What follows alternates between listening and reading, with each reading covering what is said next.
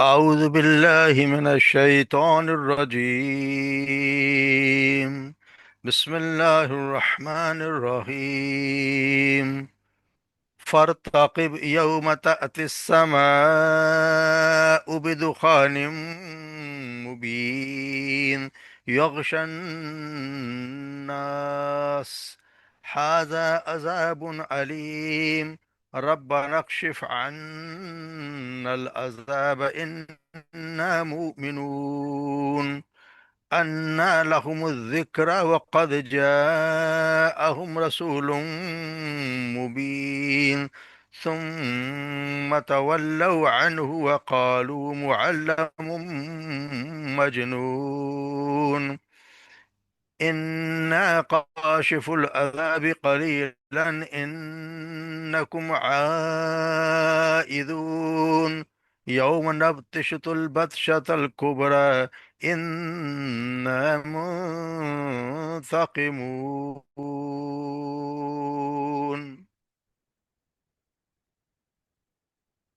فرتقب یوم فرتقب انتظار کرو یوم اس دن کا تأتی السماء بدخان جس دن لائے گا آسمان دھواں مبین واضح طور پر، یا جس دن واضح طور پر آسمان دھواں ہی دھواں ہوگا۔ یغش الناس وہ چھا جائے گا لوگوں کو، یا لوگوں کو ڈھانپ لے گا۔ ہاذا عذاب علیم، اور یہ ہے دردناک عذاب۔ ربنا اکشف عنا العذاب، اے ہمارے رب اکشف دور کر دے ہم عنا العذاب اس عذاب سے، اس عذاب کو۔ انا مؤمنون بے شک ہم مؤمنون ایمان لانے والے ہیں۔ انا لہم الذکر، انا کا مطلب کیا اس وقت، کیا یا کیسے، لہم ذکر اس وقت ان کو نصیحت ہوگی۔ وقد جاءہم رسول مبین، جبکہ یقین آ چکا ان کے پاس واضح طور پر بیان کرنے والا رسول آ چکا۔ ثم تولوا عنہ، پھر انہوں نے منہ میں موڑ لیا اس سے۔ وقالو، اور کہا معلم مجنون، سکھایا سکھلایا ہوا، معلم سکھلایا ہوا، مجنون دیوانہ ہے۔ انا کاشف العذاب قلیلا، بے شک ہم کاشف العذاب ہم ہٹا لیتے ہیں عذاب کو، دور کرنے والے عذاب کو، قلیل تھوڑی دیر کے لیے۔ انکم عائدون، بے شک یہ عائدون دوبارہ ایسا ہی کریں گے، یعنی دوبارہ ایسا ہی کرنے والے ہیں۔ یوم نبطش البطشۃ الکبریٰ، اس دن جس دن نبطش البطشۃ کا ہم پکڑیں گے بڑی پکڑ، بطشۃ کو بڑی پکڑ، انا منتقمون، اور ہم بے شک ہم انتقام لینے والے ہیں۔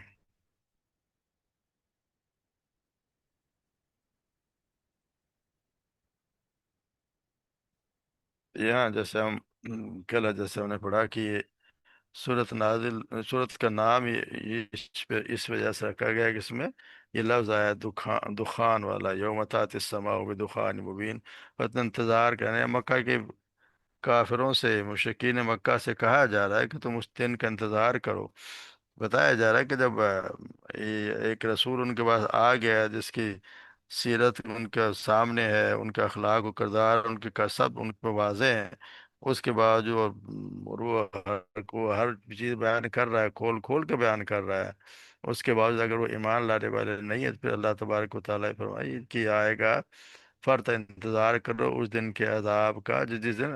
آسمان عذاب لے کے آئے گا۔ اس کے دو تفاسیر ہیں اصل میں۔ ایک تو جیسے ہم پڑھا ہے نا کہ آپ صلی اللہ علیہ وسلم نے ان کے لیے جب بہت زیادہ ہی انہوں نے تنگ کرنا شروع کیا، تو آپ صلی اللہ علیہ وسلم نے اس آ،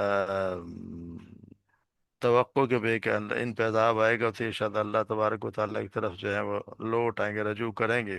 تو آپ نے دعا کی تھی کہ ان پہ ایسا عذاب، ایسا قحط نازل ہو جیسا یوسف علیہ السلام کے زمانے ہوا تھا، تو اللہ تبارک و تعالیٰ نے پہ ایسا قحط نازل کیا کہ جس طرح سیدنا عبداللہ بن مسعود کہتے ہیں کہ اب ان کا ایسا ہوا کہ اتنا زبردست صحت ان پہ قحط پڑا کہ لوگ ہڈیاں چمڑا اور مردار تک کھا گئے۔ اس زمانے میں حالت یہ تھی کہ جو شخص آسمان کی طرف دیکھتا تھا اسے بھوک کی شدت میں بس دھواں ہی دھواں نظر آتا تھا، آخر کار جیسے ہم نے کل پڑھا، ابو سفیان نے آ کر آپ صلی اللہ علیہ وسلم نے کہا کہ آپ تو صلہ رحمی کی دعوت دیتے ہیں، آپ کی قوم بھوکوں مر رہی ہے، اللہ سے دعا کیجیے کہ مصیبت کو دور کر دے۔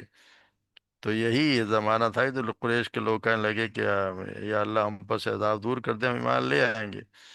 تو اس کا یہاں پہ یہ دوسرا جو لوگوں نے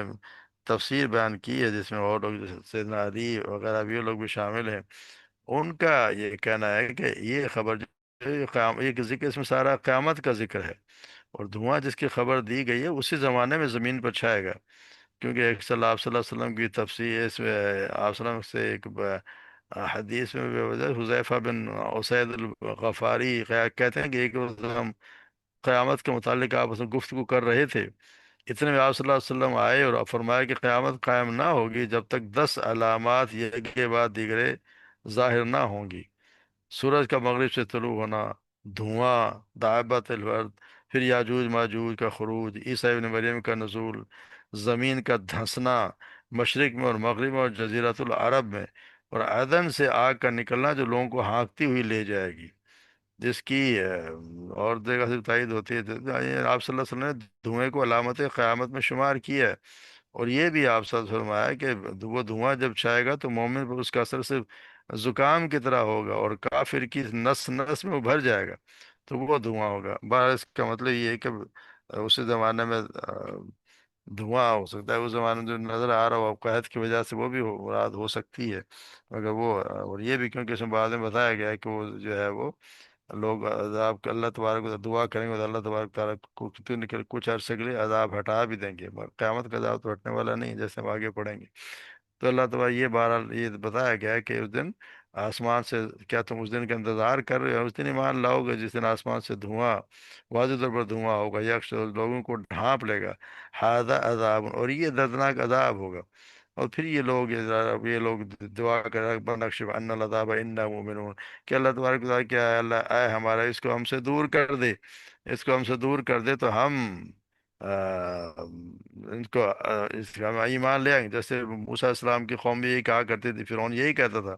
کہ ہر عذاب آنے پر یہی وعدہ کرتے تھے کہ اب ہم اللہ سے دعا کریں، عذاب ٹل جائے گا تو ہم ایمان لے آئیں گے، اور پھر وہ مکر جایا کرتے تھے۔ تو یہی حال ان کا ہے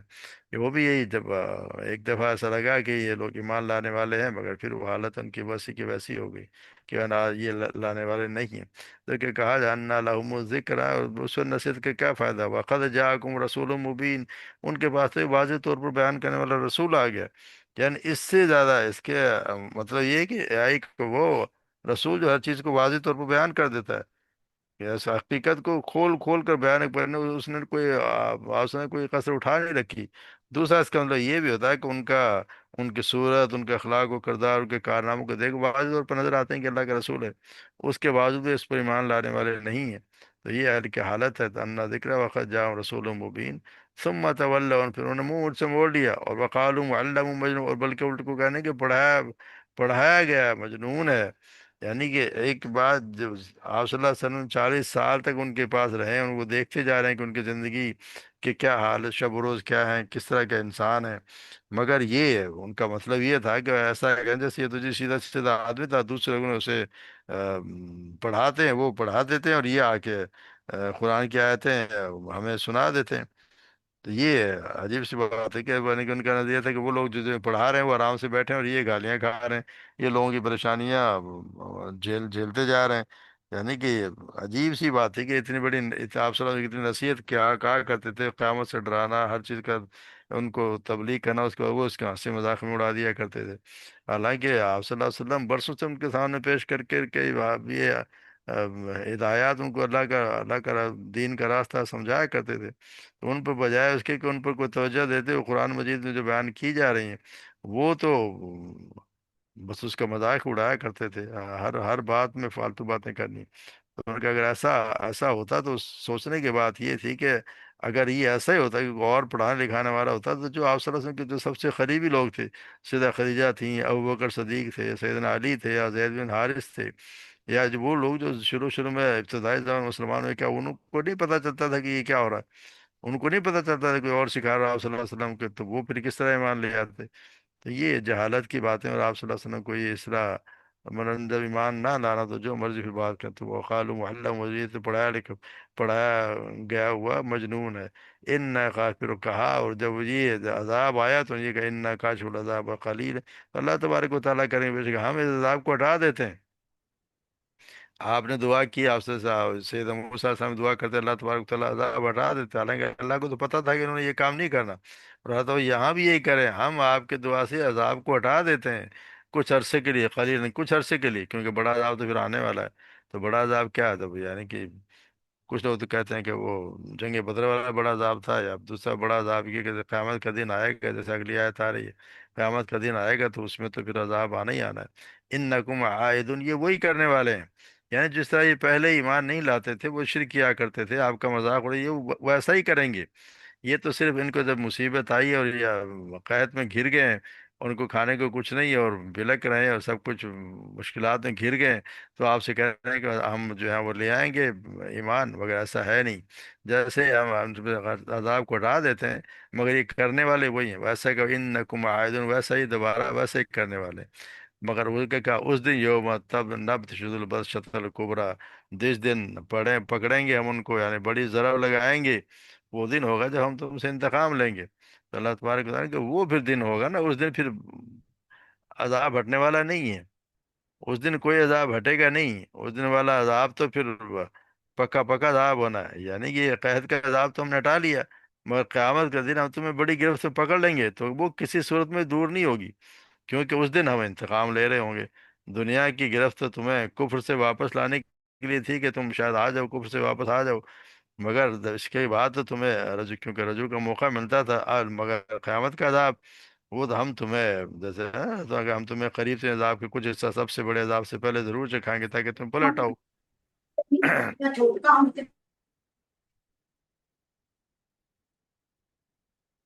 तो यहाँ अल्लाह तबारक उस दिन के जब आएगा तो ये, जैसा इब्न मसूद से तो कहते हैं कि योम बदर था, मगर कुछ लोग कह रहे हैं कि ये उसका असल में ये क़यामत का दिन ही है जिस दिन हम उनसे इंतकाम लेंगे। तो यहाँ अल्लाह तबारक व तआला मुशरिकीन मक्का को आप सल्लल्लाहु अलैहि वसल्लम के ज़रिए समझाने की कोशिश की जा रही है कि शायद वो ईमान ले आए, और हर तरीके से आप सल्लल्लाहु अलैहि वसल्लम उनको समझाया, मगर वो खैर बहुत से लोग ईमान लाए भी जिसकी किस्मत में नहीं था। फिर बहुत से तो बदर के मैदान में मारे भी गए, और बाकी जो नहीं मारे गए तो उनको अजाब अल्लाह तबारक व तआला क़यामत के दिन देगा, और होता है कब्र में भी अजाब उनको मिल ही रहा होगा। तो अल्लाह तबारक व तआला हमें भी सही समझ अता फरमाए, और अभी से अपनी ज़िंदगियों को कुरान के मुताबिक ढालने की तौफीक अता फरमाए। वरना उस दिन का पछताना, उस दिन नसीहत हासिल करना, अन्ना लहुम ज़िक्र, उस दिन के नसीहत करने कोई फ़ायदा नहीं। नसीहत हासिल करने का वक्त ये है, ये दुनिया की ज़िंदगी जो हमें मोहलत मिली हुई है, इसमें अल्लाह तबारक व तआला ने हमें मौका फराहम किया हुआ है, और अल्लाह का शुक्र हम पढ़ रहे हैं, तो फिर उस पर अपनी ज़िंदगियों में कुरान को अपने ऊपर नाफिज भी करने की पूरी कोशिश करनी चाहिए। तो अल्लाह ताकि अल्लाह तबारक व तआला का फजल भी हम पे हो, हम सब अल्लाह के फजल से जन्नत फिरदौस में दाखिल हो जाए। वमा अलैना इल्लल बलाग।